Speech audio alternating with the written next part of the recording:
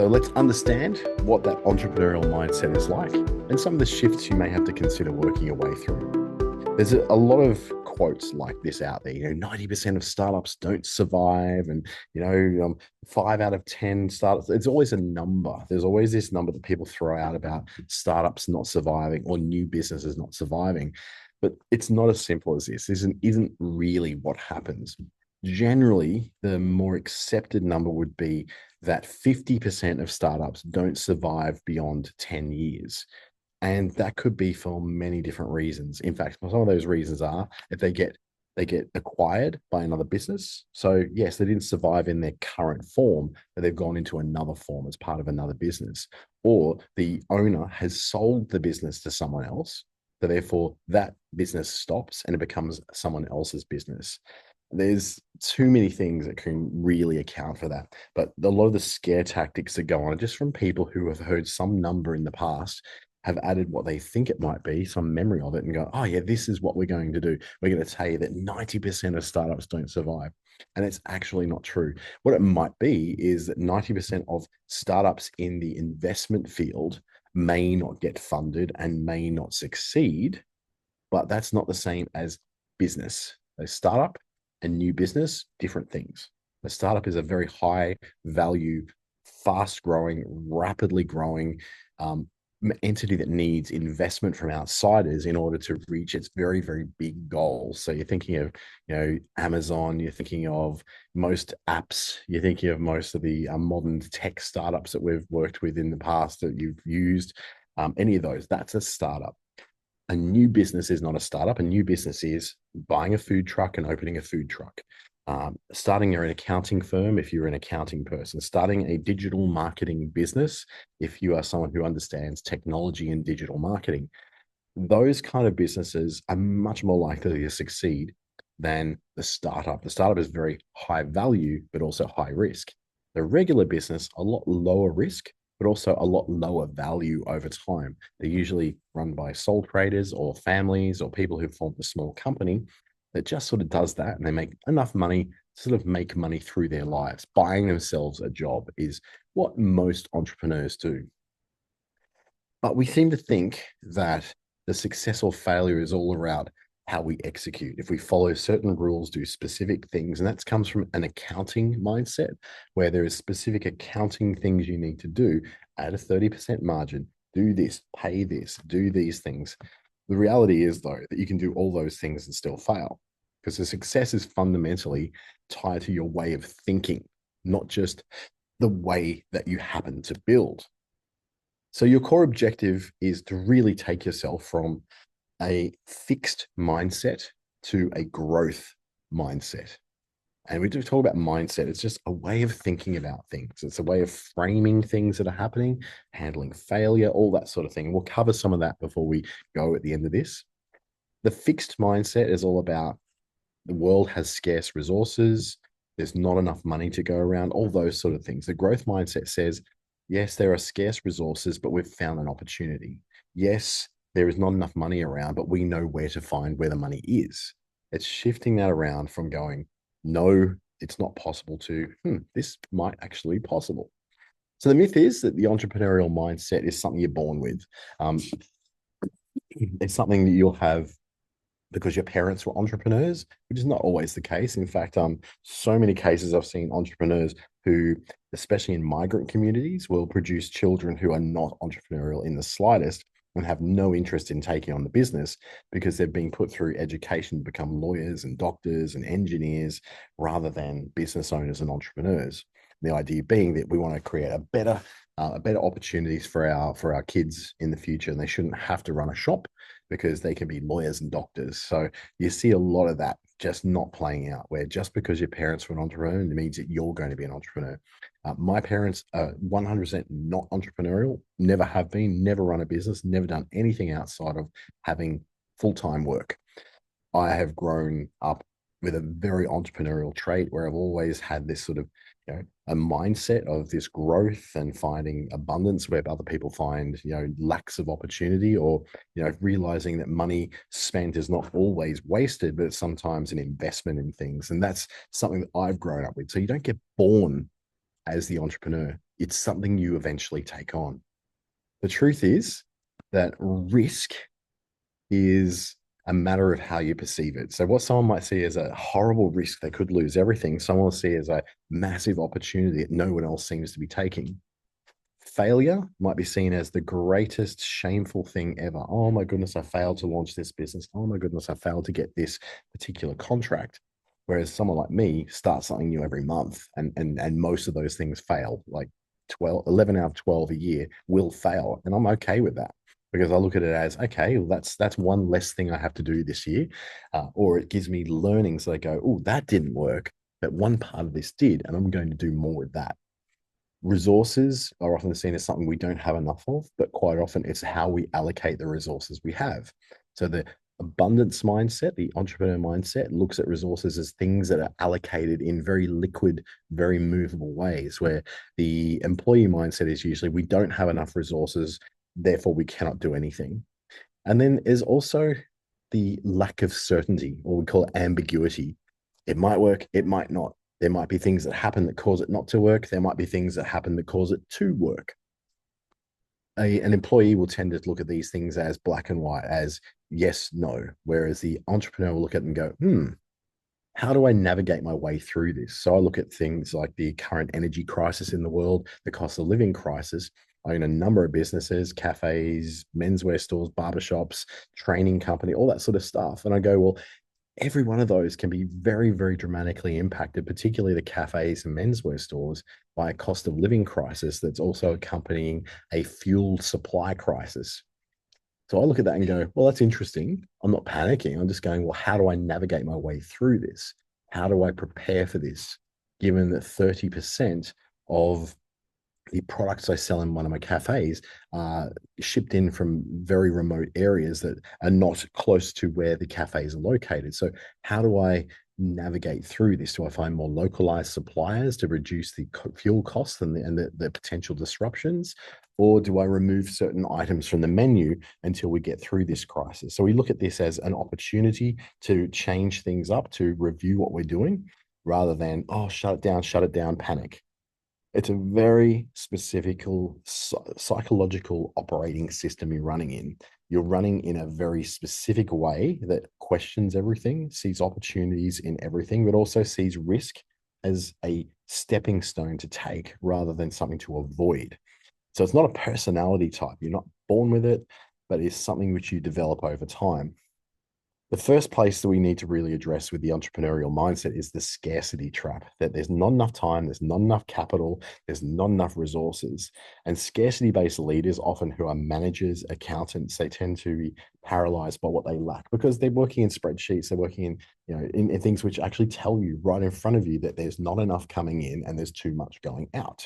So that's what their job is. There's nothing that's wrong with them. It's actually exactly what their job is to monitor that kind of stuff. The entrepreneur then looks at that and goes, what can I do with that? They don't say there's not enough coming in, not enough going, there's too much going out. They look at, okay, what can I do with that? What are the adjustments? How can I spin different dials to change that situation? They'll see it as an opportunity to go, well, let's bring more in.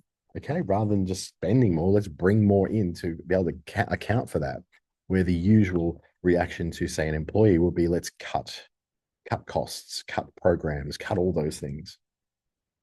The abundance mindset, on the other hand, looks at success and resources and opportunities as completely infinite. There's so many out there, and they're only getting more and more and more all the time, and anyone can attain them, but they have to have an appetite for a little bit of risk because sometimes these things are not going to work. Sometimes they will, sometimes they won't.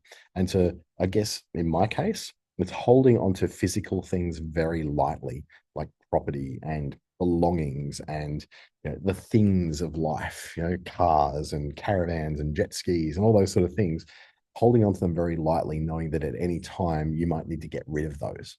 So it's looking at success as something that is achievable, resources as something that there are many of, and increasingly more over time. So we look at that with the introduction of the internet in the mid-90s, where suddenly we went from a very fixed kind of basis for all our economies to suddenly everything was disrupted and there was infinite possibilities out there.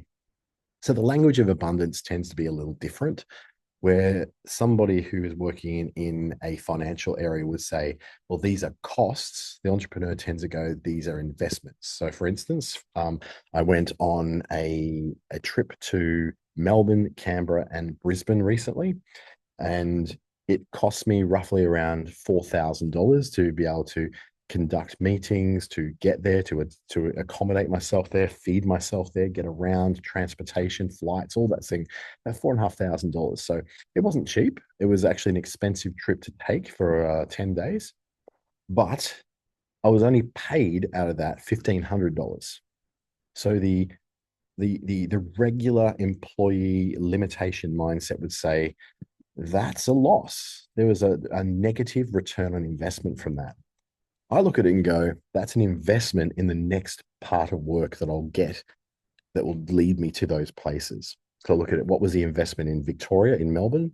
It was investing in a series of workshops I'll be running later this year. The investment in Canberra was to check out real estate to see if there was any commercial real estate in which I may be able to expand my training business. If that doesn't work, that's okay. But I do know that in Melbourne, I have actually made enough forward bookings in Melbourne to more than pay for the trip to Melbourne. Canberra will be a loss. Brisbane was a great win because I've actually picked up two pieces of work I'm doing in the future because I met that person in Brisbane. Overall, $4,500 worth of expenditure, made nothing, $1,500 really from the actual process of being there in cash, receipts as a direct, you know, on the ground during that period. But the lifetime value, so I'm not talking about the value I got out of that trip, it's the lifetime value because I took that trip, is going to be around about $30,000, which is a lot more than $4,500. That's when you look at the costs you're making as investments. And then you start looking at competitors differently too. Most of us look at competitors and think, oh, they're bad. We have to outcompete them. We have to shut them down. I look at competitors as who are doing the same thing as I'm doing as an inspiration. I look at them as, oh, okay, they're doing that. What can I do to respond to that? Or if they're putting their prices down, how do I compete with them at a higher price? So you look for, as a reaction to what they're doing, you find your new way forward. And then transactions, we talk about money in, money out. We look at transformation. So that money out transformed my presence in Melbourne to something which now has become a good source of business. Catching up for a coffee with 5 people here in Darwin will cost me about $50, but the transaction of $50 actually transforms each one of those people I attended with into potential customers, which then in 3 or 6 months turns into $10,000, $20,000 worth of work, which isn't too bad for a $50 coffee meetup. So when you look at that, things become much more about investing in the future. Another area of mindset change is understanding what you can control and what you can't control. And I also I focus a lot on the things I can control: my decisions, my attitude, my preparation, the effort that I put in, the energy I put in. They're all things that I can control. But the things I cannot control are the state of the economy, luck, just the luck of being in the right place at the right time. To a degree, I do control that a little by being in lots of places. So I have more chances of being in the right place at the right time. But luck, as in something just comes to you through no effort of your own, you have no control over that. And the government, changes to the government, changes to funding opportunities. Those are things I have no control over. So I don't really concern myself massively with them. What I will look at is the current fuel supply crisis, the current cost of living crisis within Australia, the current housing crisis, and look at those. I cannot do anything about those, but what I can do is look at how they affect the things that I can control, like what decisions I make. So if I look at decisions, I go, it is much better for me to purchase airline tickets in bulk right now for the rest of the year, whilst the jet fuel price is somewhat under control, rather than maybe 1 month's time when we're facing potential jet fuel shortages and rationing, and the cost of airfares will rise incredibly. So I'm spending a lot more on those things in preparation, knowing that will save me a lot of money. I can't control the pricing in 2 months, 3 months, 4 months' time. I can control my costs by buying now. So those little differences you think about when you take on your own business. There's also a locus of control. So that idea, what I can control, what I can't control. This is the degree which we believe we govern the outcomes of our own lives. And this is something where the entrepreneur is very much an individualist who says, I do govern the outcomes of my own life. And it's not, my life is not upended by external forces. You see people in war zones who thrive rather than fall apart to pieces. They seem to find a way to make the best of a terrible situation and will often thrive out of those things. The external stuff is where we may try to attribute the success that we've had or the failure we've had to things we can't control, which is just madness because that's not your failure if you don't have any control over it. The failure may be where you take control of that, and that's what we call the internal locus, where we overwhelmingly believe that our decisions and our preparation and our hard work, they are the things that drive what our outcomes are going to be. And that's a very a very positive mindset kind of thing that people will take on, but don't really believe when they go, "Oh, I lost my job because of the economy." I go, "Well, there's other people in your company in your same work who didn't lose their job. So, how much of that was due to the economy, and how much it was due to a lack of your own decision making, your own preparation, your own efforts and hard work?" So that's how we spin it around. Another area that's really important when it comes to the entrepreneur is understanding the impact and redefining or reframing how you look at failure. Failure is always pointed as something bad. It's shameful. It's something which is never to be talked about or shared. Yet stories of failure are some of the most powerful stories of learning, developing, and growing into success. In fact, you cannot have success unless you have failure first, especially if you're trying to make that success yourself. If you're inheriting all of your wealth and all your success from other people before you, that's great.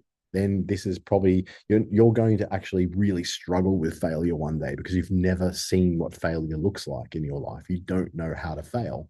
You've always been a smart kid at high school, and you always, were top of sports teams, top of maths, top of language, top of arts and culture, top of economics, top of science, then you don't understand what failure is. You think that failure is getting a B grade when you only want to get an A grade.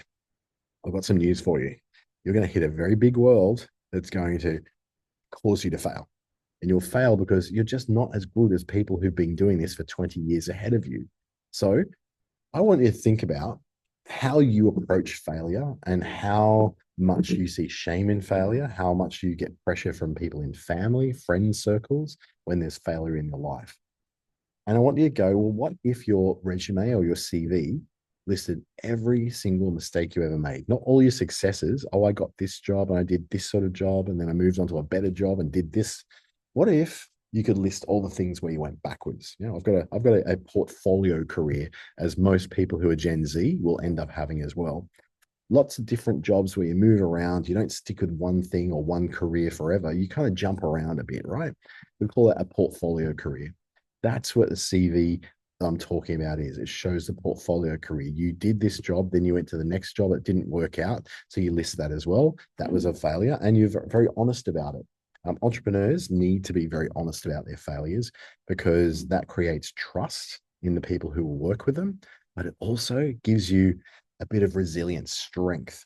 You understand that going to the gym builds muscles because you are breaking your muscles. You're literally breaking them when you lift heavy things. It breaks all the blood vessels, it breaks the muscle fibers so that when they heal again, they get bigger. They fill with more blood, they have a greater capacity, they come back stronger. That's how muscles work. Exactly how human beings and our mindset works when we understand that failure is just the beginning and it's a necessary part of growing into success. And you will fail, I guarantee it. The growth mindset response is that failures are not setbacks, they're stepping stones to your long-term innovation, your long-term success. You have to go through this rite of passage of failing at something. Those who never fail will inevitably not cope. They'll fall down, they'll have a mental breakdown if one day when they're 45 years old, they finally fail, or their wife leaves them, or their children hate them or something like that. They won't be able to cope with those failures because they're not used to failing. With failure, It's really just all about stripping out the emotion. That thing where it tells you that I've defeated, I'm personally a failure. This is a permanent state of failure. I'm never going to recover from this. You need to strip all that away and just go and look at it as data. Failure is data. It allows you, when you look at it as data, say, for instance, if I didn't have enough money to run this and that's for I have failed at it, you go, well, what do I need to do next time? I need to have a greater runway of money before I go into that business. Or I need to learn how to be better at sales so that I can bring in more money into that business while it's in that early stage of growing. Data is what failure is, not defeat.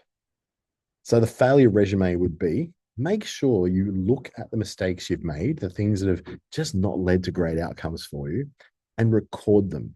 I'm not talking about recording on video, writing them down into a list, a burn book, if you like, a list of everything you've failed at, right?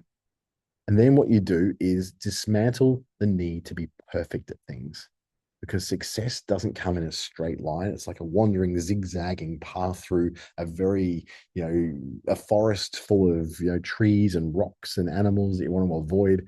It's not something which you go straight into. Success is not a linear thing when you're working as an entrepreneur. There's a lot of try this, that failed. Okay, let's try this. Oh, that failed too. Try this. Oh, that was a little bit successful. Let's do more of that until it fails. The more you do it, the better you become at it. To the point where I'm now starting things every month, trying them, releasing them. And if they work, great. If they don't, that's great too. I just move on to the next thing, or take what I learned from the failure and apply it to the next thing. If you want to look at more advanced mental models around this, of how to prepare you more for this, there's what we call the pre-mortem. So it's an activity you will do where you look at something you're planning to do and you predict how it will go in your life if you fail. So you're not saying, oh, this will fail, I'm going to plan for failure. What you're doing is practicing the mental model that says, okay, this new business I'm starting as a digital marketing agency, I want to see how I would feel if this fails. So let me think about that. What does it mean to me if that fails? And you'll be able to then start to see, by practicing that, that's not so bad, really, is it? Maybe I can use that as an example to move on to the next thing. And then there's another one called gap and the gain, where you look at, when you looked at the end product of success or of failure, look for where you believe the gaps would have been and where the gains would have been. So you're measuring where the gains and gaps were in a failure or in a success, so that you've already mentally practiced that out. So you go, okay, so if the failure had come because of lack of money, what can I do? What's the gap there? I need to get more money. Great. How do I get more money? So you're already preparing for when those things may pop up. You'll already have a plan in your head about how to deal with it. That's not just a plan that helps you to plug the gap. It's also a plan that helps you to be mentally resilient when that comes. So you don't look at that challenge as a panicking failure. You look at it as something, okay, I've already practiced this in my head. I know what to do. I know what to do here. What would I do if I was advising someone else to do this? Go and do that thing. The pre-mortem protocol is, before launch, you have an open discussion with others, with the people in your business, with friends, family, about, what could happen. So this is also where you are creating your little safety net, your potential, board of directors around you, your family, your friends, people who you trust. And it creates a bit of a shock absorber. So if things do go wrong, you've got people in your life who understand what it is, because they were there beside you before you got started and before you spent money. It gives you a bit of psychological safety to discuss what could go wrong before you actually start spending money on it and things do go wrong. And that gap and gain is measuring against this unattainable moving target, is the gap thinking. That you're going, okay, well, I've got to make $1 billion, and $1 billion moves around a lot. It's not like a goal. It's actually a moving goal. It's constantly changing. The $1 billion might be attainable in one currency, but not another, in one industry and not another. You might require 35 employees before you can get to that $1 billion target. Whereas gain thinking looks at measuring the progress backwards. Compare now to where you started. So for instance, if you haven't started a business yet, you measure back to when you first thought about this. You go, okay, what have I done since then? You go, nothing. Okay, I need to start doing something in order to gain. The takeaway really on all this is that the entrepreneurial mindset is a daily develop or practice, like meditation. You don't get good at meditation by just sitting down one day and doing it. You have to do it kind of all the time. And you only get massive breakthroughs in this by the compound effort of being patient, being consistent, and daily practicing these different mindsets. Some of that can be looking at stories of other founders and other entrepreneurs who have failed and understanding how they changed their life after that, or looking at stories of success. What did the success have? What do they have to do in order to get that success? What were their routines? And your routines could be something as simple as getting up at 5 a.m. in the morning, going to the gym, then making your breakfast when you get home, having a shower, brushing your teeth, and going to the office and locking everything out until you've read your emails, and then finally having your meetings, having a very specific routine, meditation before bed, meditation before you get out of bed, any of those things that you do, which are your daily patient efforts to develop a stronger mindset through that. I'd like you to continue the learning. I've got a QR code here that'll lend you through to my interactive guide around the entrepreneurial mindset.